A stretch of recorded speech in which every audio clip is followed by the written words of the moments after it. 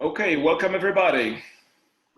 Welcome to the meeting with the chairman of the Woodwind department, Walter Smith III.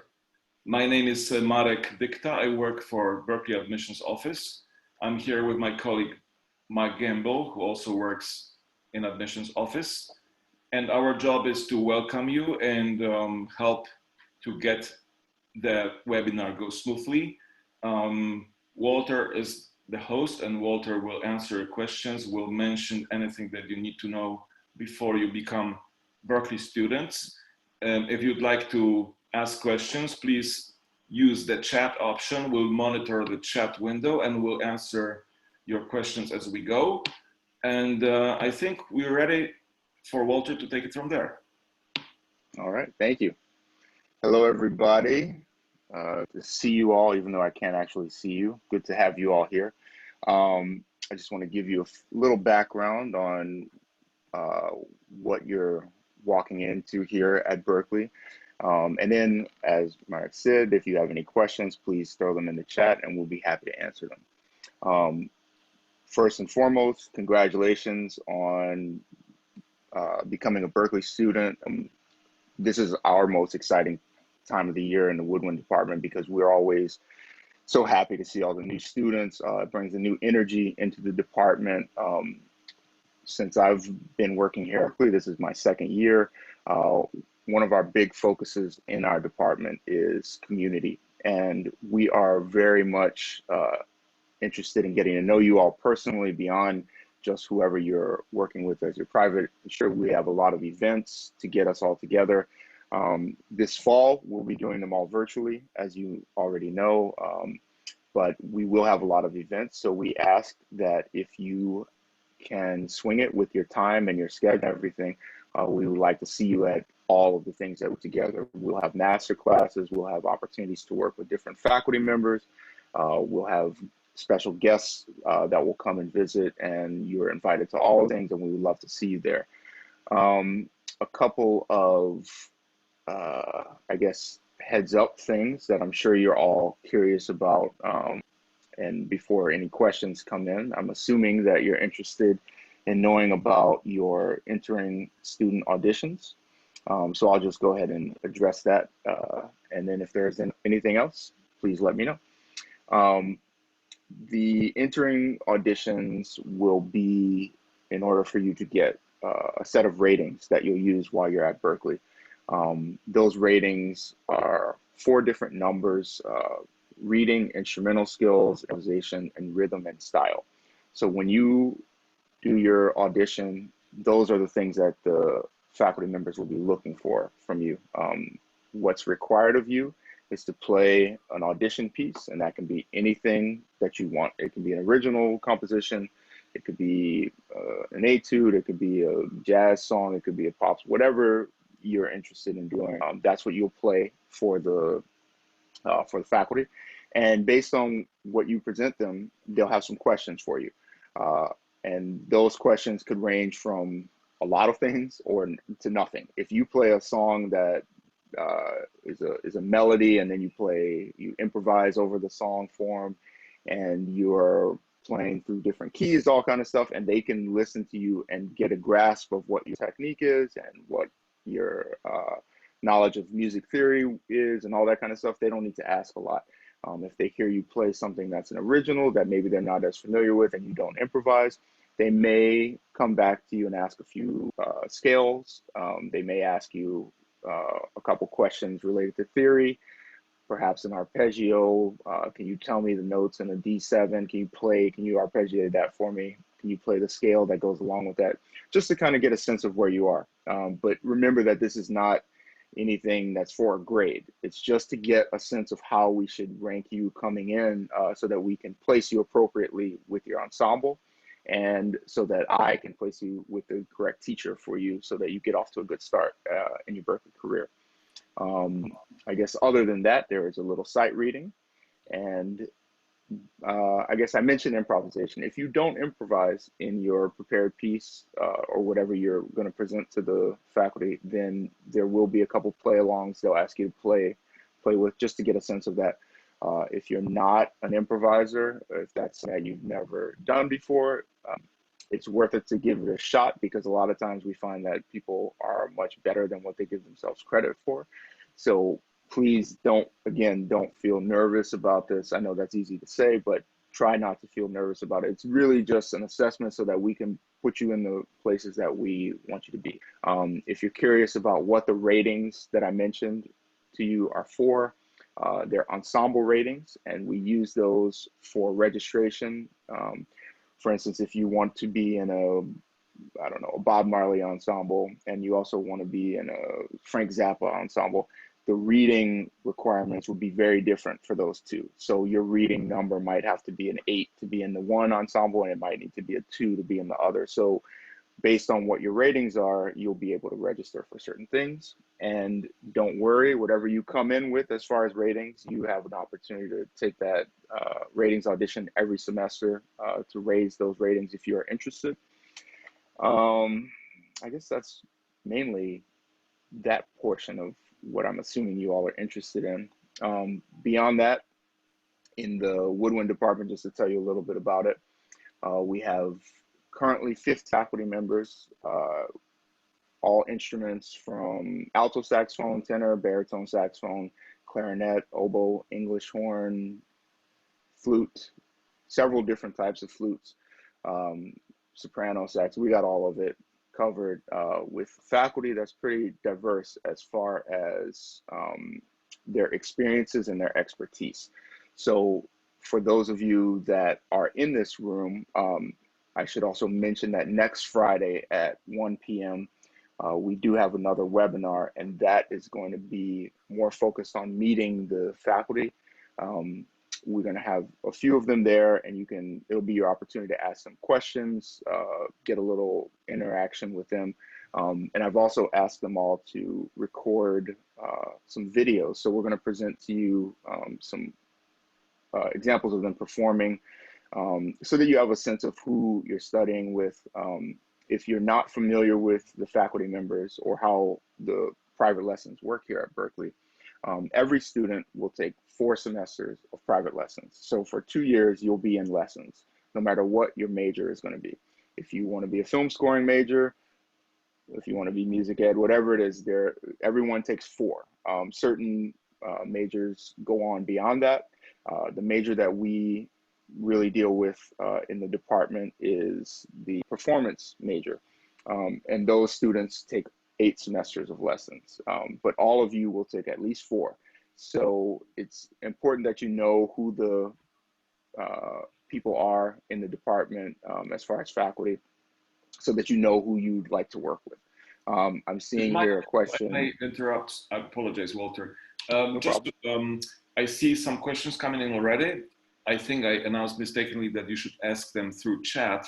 Let's use the Q&A tab. That way we can see them as open, answer, dismissed, and we'll try to answer them as we go. Otherwise, we'll communicate the more interesting ones to Walter as well. Perfect. Thank you. So the first one I see here is about taking lessons on multiple instruments. If you want to clarify while I'm speaking, that would be helpful. But in general, I'm assuming you mean like if you play tenor saxophone, can you take a lesson on alto or bari or maybe even on the double? That's all specific to who you're studying with. Some teachers feel comfortable doing a lesson or 2 on a secondary instrument, but it's what you discuss with your teacher. In general, all of your private exams all of your final exams on your private instruction will be on your primary instrument. So if you are a clarinet player, your exam will still be on clarinet, even if you work out a situation, take a lesson or 2 on saxophone or something like that. I hope that answers that. Can you take lessons after your 4 semesters if you're not a performance major? Yes, but it depends on your major. What you'll find, and this is something that I can answer a couple of questions with. If you're a performance major, you take 8 semesters. If you're not, there are different levels of what you can do. Some allow for secondary instruments. Some allow for an instrument in a totally different department. If you are, for instance, a professional music major, you'll get 6 semesters of lessons, and one of those can be in a completely different department. We've had voice majors that are professional music students take saxophone lessons as their 6th semester lesson. But what we do offer are labs that can cover doubling. So we have a doubling clarinet lab, a flute lab, you know, there are double reed things, all kind of different labs that you can take. And a lab is basically like think of it as a group lesson on a topic. One of the things that's exciting about the department now is that since I've gotten there, we've really been proactive about updating some of our offerings. So in this year, we got 7 new labs approved, including what else? We got a technology lab approved, which will not be starting remotely, excuse me, but we'll start next year, which is dealing with all kind of effects pedals and all that kind of stuff. We have currently an EWI lab, which is the electronic wind instrument, completely digital instrument. We have a new rhythm-based improvisation lab. George Garzone, one of our professors, is doing a sound lab. We have a bunch of stuff that's there. So another thing to look through on the website, berklee.edu, if you look at our Woodwinds page, in addition to seeing who the faculty are and reading some of their bios, you can also look at some of our course offerings for your future semesters. When is the placement exam going to be? That is going to be during your orientation week. We don't have specific times yet, and as Mike Gamble mentioned in the chat as well, you will be able to register for a time, and all that information will come to you later on. But you'll sign up for a time, and it'll be virtual, just like this. You'll come into a meeting room. You'll have 2 faculty there, and you'll be there. They'll interact with you. It'll be about 15 to 20 minutes max, and they'll get all the information they need. And one more thing about that, in your first semester, I, as the chair of the Woodwind department, will look at your audition results, as well as your preferences for style. For instance, jazz, R&B, whatever, smooth jazz. And also if you do have a teacher preference, and I will place you each individually with a private instructor first semester only. And I'm going to be doing that. I will take into account some of your requests, but in general, it's built on the registration process, which opens next week. So our students will be registering for those spots. So your positions with teachers will be based on availability and also who I feel is a good match for you. You may want to really get into talking about improvisation, but looking at what the faculty say about your audition, maybe you really need to spend a little more time just on some general technique issues. And, you know, I'm going to take all that into consideration with placing you. Once the first semester is over, regardless of what major you're interested in doing, you will be able to select your private instructor for the remainder of your lessons. We have some students that come in the first semester and are placed with someone, and they continue with that person for 4 years and they love it. We have some people that take from a different person every semester just to try and get all the different perspectives, points of views. So it's really up to you how you want to go about doing that. Walter, there was a question about the renting instruments. Somebody was asking about renting bass clarinets. Can you answer that? Yes, we do not have any instruments for rent at the school. We do have partnerships with a couple local music stores, which if you email me, my email, I'll put it in the chat now. And all of you can feel free to email me anytime. And I'm pretty good with email. So there's my email, wsmith4@berklee.edu. And you can rent from an off-campus scenario, but we don't have instruments to rent, unfortunately. I also see here, do I have office hours that students can sign up if we aren't studying with me privately? I'm currently not taking any students, but I can, yes, I can meet with you. So again, my email is there. I'm very good with email, which brings me to a point that I should discuss with you all. We only communicate in the department and at the school through email. So if you don't check your email, then we can't get in touch with you and we can't get the information that we need to get to you. So there will be opportunities that may come in through the department. And if I email you about something and I don't hear back from you in a decent amount of time, next time that opportunity comes, I'm not going to email you again. I need to be able to count on you all to be in touch, which is, I know it sounds like it's not a big deal, but some of the students start off very good in the beginning of the semester, and as we go on, they kind of fall off. So I need you all to know that a lot of information will be coming back and forth through email, and I am very reachable through my email. So anything that comes up, if you have an issue course, if you have questions about your major, an audition thing, whatever it is, email me. I'll get back to you, and I'm pretty good about that. So I expect the same from you. If I email you about something, even if the answer is no, please just write back no. So it's very important to be in touch that way. Let's see. Is there a hybrid learning option, or will classes this fall be online? Your first semester is going to be pretty much scripted for you. Your classes, and depending on what you're placed in and what situations are with outside of our department, I'm not sure of. But in the Woodwind department, all your lessons will be 100% remote. So for various reasons related to what we're going through in the world, pandemic wise, and that's across the school. So yes, that's the answer to that. There is a hybrid situation, but I can't tell you what your schedule will look like and how that will be represented in what courses you're taking.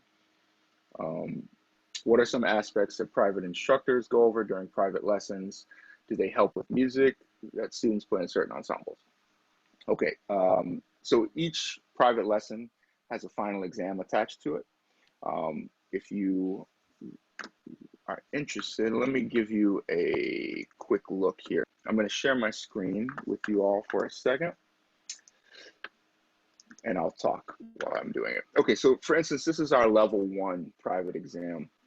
And you can see here that it's 50% of your grade. So all the way that your private exams work, 50% is what you do in the lesson all semester, and 50% is the final exam. And those happen the last week of each semester.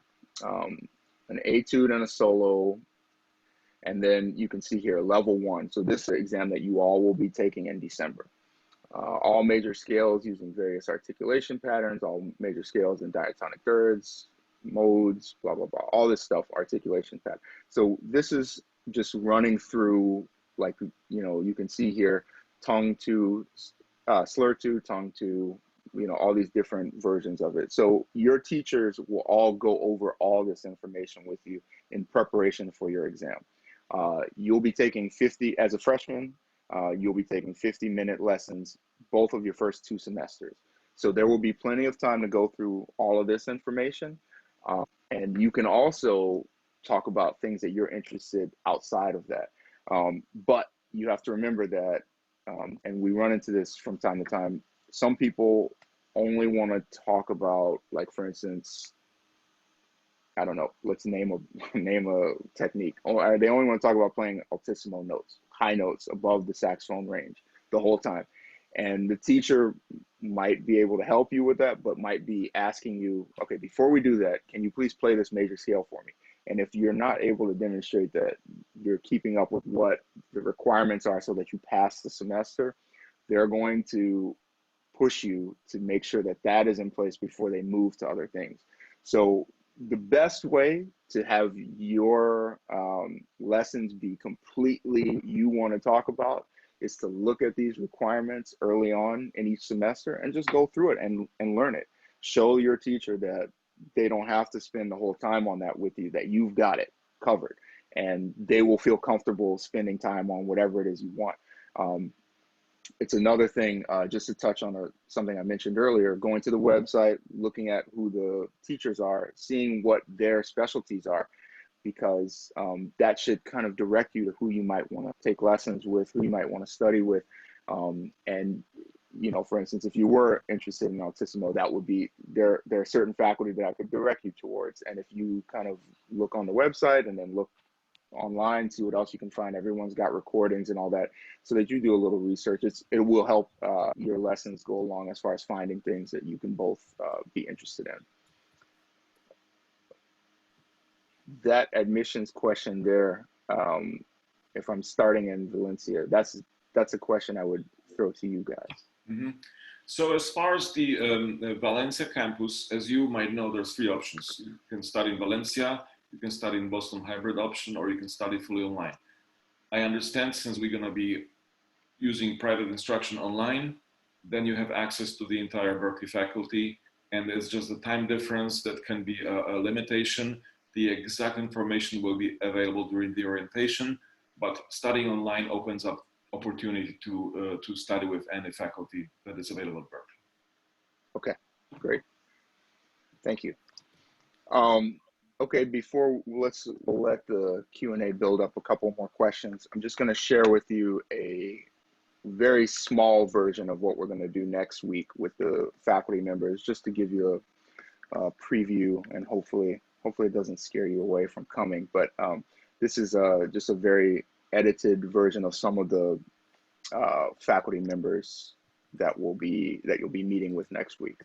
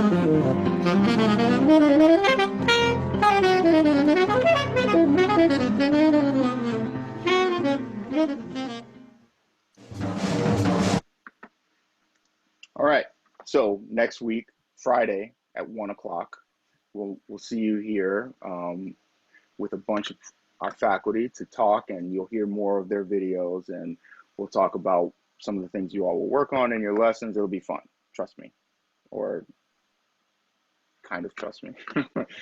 Can we play a transcription of a solo for our placement audition? Yes, absolutely.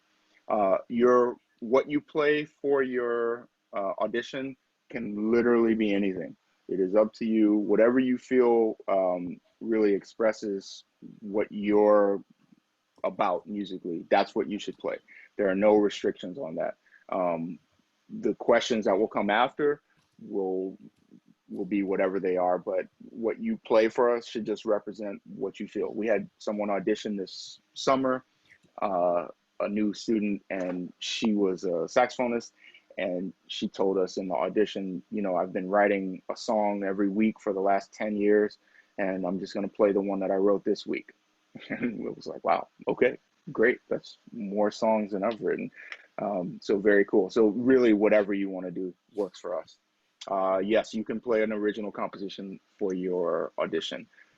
Usually, if you don't have experience through Zoom playing with a backing track and all that kind of stuff, it would be worth your while to experiment with it if you can prior to that, just so that you know how to get the sound to be correct, so that it's not gonna count against you because you're playing something that's unfamiliar to us and we can't hear it the way that you want us to hear it. Is the freshman schedule? Oh, sorry, got them already. Sorry, yeah. Quick, Answer quick, that, man. because that kind of looks like more of a admissions question. Well, you are obliged to take all the placement tests, which is test ESPA that we call, that combines elements of music theory. Then you will take your ensemble audition rating test, which will determine your rating. Based on the results of these tests, you'll be placed in level appropriate classes. That's when your schedule will be available. Your options to pre-register for any classes is not available for the first semester. You study mostly music core for first semester. Starting the second semester, there's more flexibility. This has never come up because prior to this year, we've never done virtual auditions. Someone's asking if they can use a band, a live band. So the answer is no. It will be you playing with a play along, because we want to even the playing field. Everyone will be in the same scenario as far as their audition. If we're majoring in something outside the woodwind department, will we still be able to play with ensembles? Yes, everyone has to be in ensembles. Different amounts of like credit requirements depending on your major. But everyone will be in ensembles, especially in your first year. So you can count on that. Walter, one thing that students usually have questions about is genres and the genres they can study, and also the majors functioning independent of your principal instrument. So they are two separate things at Berklee. Could you comment on both of those? Sure. So majors functioning separately from your instrument. For instance, if you are an MP&E major, that's a production and engineering. So you're going to be a studio engineer or some type of engineer as a career. Doesn't necessarily have anything to do with playing saxophone. But the theory behind all this, and I can tell you from experience, playing an instrument on as high a level as you can achieve, there's a direct relationship between that and how good you are at whatever other career that you're doing, even if it doesn't involve that instrument. Being able to communicate with another musician in a way that lets them know that you understand what's happening. I can't tell you how many times I've been in a recording session and the engineer, I'll say, man, can you start us back where the drum fill, where it goes to 9 or whatever, and the person is like, I got it right there. I don't have to go in the studio, in the control room, and show them, no, it's, nope, not that spot. It's nope, not, it's just a thing that as a musician, we appreciate. And it's also something that helps with that career, because if people feel like they connect with you in that way, that's what we're gonna be coming back for. And in the business of music, your connections and how people feel about you is a really huge thing. So the more that you really put something into this, regardless if it feels like it's related to your major or not, it will definitely help you. I can attest to that. And I forgot the second part of what that was now. Sure, it was just commenting. I know a lot of students are interested in more than one genre. So being able to study them throughout their private instruction in different genres and faculty, and then ensembles at the same time, functioning. Absolutely. Yeah, absolutely. All of those things, as Mike just mentioned, are options. You've come to the right place if you have a wide variety of interests. Berklee is unique in that way, where we have students that improvise in a way that is very much tied to a tradition of bluegrass, and it has nothing to do with sounding like being able to play in the style of Count Basie or something like that. They're both accepted here and also fostered. Like I mentioned with our faculty, they have a lot of different interests within their professional careers. And so we have one of the professors you just saw in that video, for instance, Barbara Lafitte, who was the oboe player. She was playing a piece there. She's played a lot of jazz concerts, jazz related concerts and all that stuff, but she's trained as a symphonic oboe. She plays with the Boston Ballet. She's played with the Boston Pops for years, all that stuff. But she does all these other things, film scoring, all, like you name it, she does it. So I think most of us here put that kind of emphasis on being, having a good variety of styles under your belt. And even if it's not something you think that you're into right now, giving it a chance and knowing that it might end up being a big part of your professional career, which is, I think, an important part of all this. Open mind. Do we need to invest in basic recording equipment for projects? COVID reasons, mic and interface. That's a good question. In your first semester, I guess everyone's getting a laptop bundle. I don't know if it's changing because of remote teaching. Maybe you can speak to that. Yeah, the laptop needs to be purchased independently, but there's a software bundle that's required through the college. Okay. So with that software bundle, and you may be in a situation where you'll be asked to record things, but I wouldn't say it's going to be definitely required of every person in this webinar. I think some people will find that they have a need for it. I think that for those of you that are especially considering performance or any kind of engineering, anything having to do with sound, that's probably something that you're going to want to do anyway. And when you say invest, again, if you email me, it doesn't have to be something that's like a top of the line situation. I think, I've been doing a lot of film scoring. I just moved here from Los Angeles to Boston.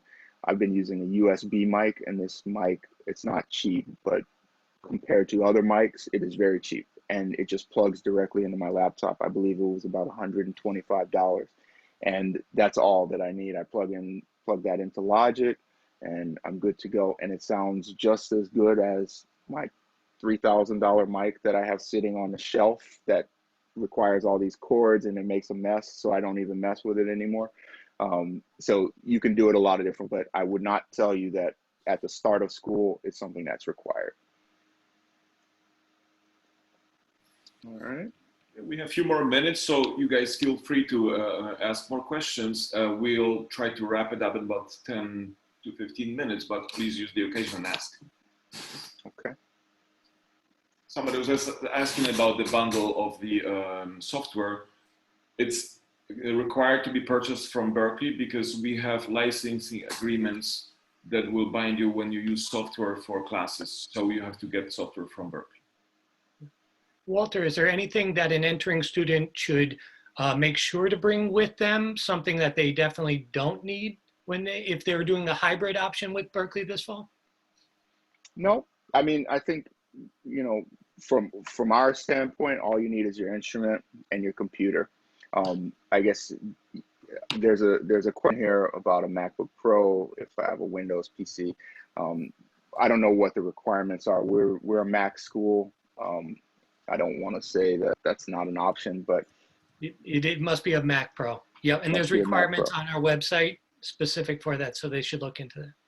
Okay, but another sidebar thing that if you can at all possibly do your audition on your computer as opposed to your phone. We've run into a couple issues with people trying to receive and also play tracks from their phone and also play along with it. So it works better on your computer. So just a side thing.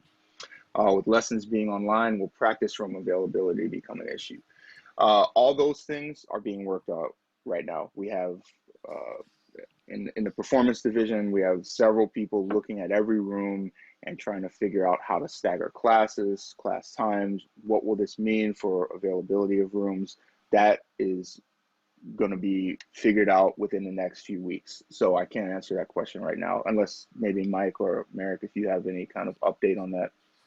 Yeah, I think, given current situation, obviously we will make every effort to open as many facilities as possible, and it includes recording studios that I had a question about. So we will have to wait and see once we get closer to reopening of the school, what are the physical possibilities to reopen as many facilities as possible. But you can understand that, within the current situation, there's likelihood still of possibly having a problem with COVID. So we have to be very careful. So that's why we don't have exact information right now.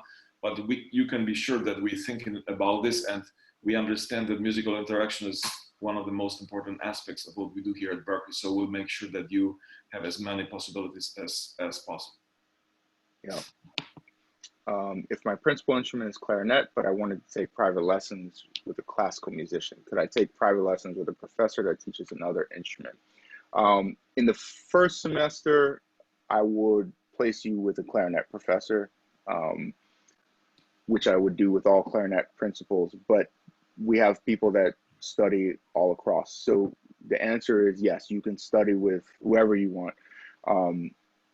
That is not a problem, but not in your first semester.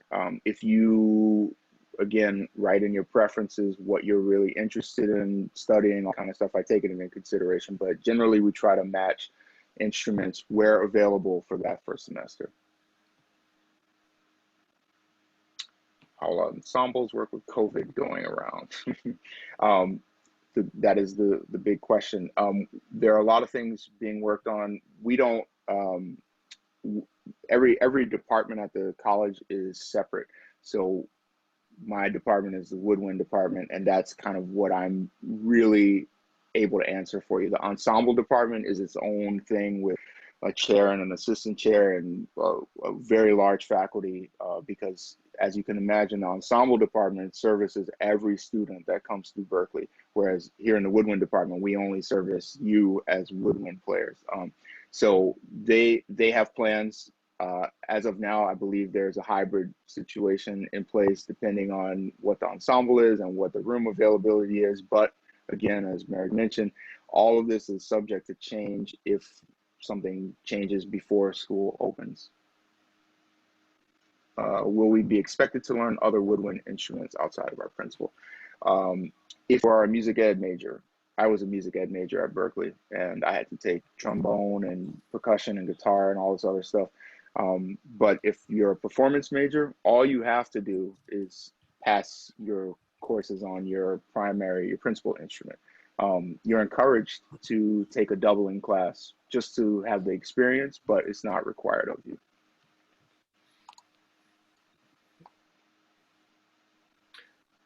Yeah, I think, we're gonna be getting soon to close our discussion.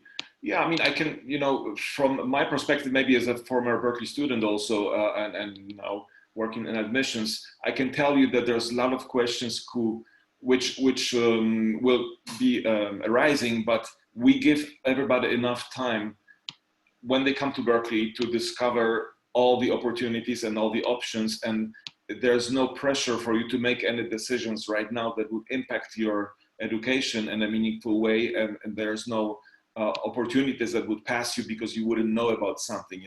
We give you time to discover all the options. There's time to declare a major. Obviously, you are interested right now in how the semester will play out because we're in a particular situation here. But just to put you more at ease, you're gonna have a lot of time to make any decisions, and you don't have to worry if you didn't have a chance to ask a question right now, or you didn't think about one. You can always connect with admissions, use ad@berklee.edu. That's at the address that is routed to one of your counselors like myself and Mike. Use eo@berklee.edu for any technical issues concerning your I-20, your visa, your anything else that pertains to the documents. And Walter was kind enough to provide it with his own email, so that's great as well. And yeah, just if you don't manage to ask any question right now, feel free to shoot it later, and I'm sure you're gonna find an answer. Yep. Excellent. Okay, so I guess we don't see any more questions right now. We'll conclude our meeting. Thank you very much for everybody to come. I saw that there was a big list of participants, which didn't really diminish while we spoke, which is a good sign. That means that you were interested and we managed to keep your attention. So thank you very much for coming again. We'll see you soon at Berklee, whether in virtual or live environment. And thank you for coming, and all the best to you. Thank you, Walter. Thank you, Mark. Yep. Thanks. Thank you guys.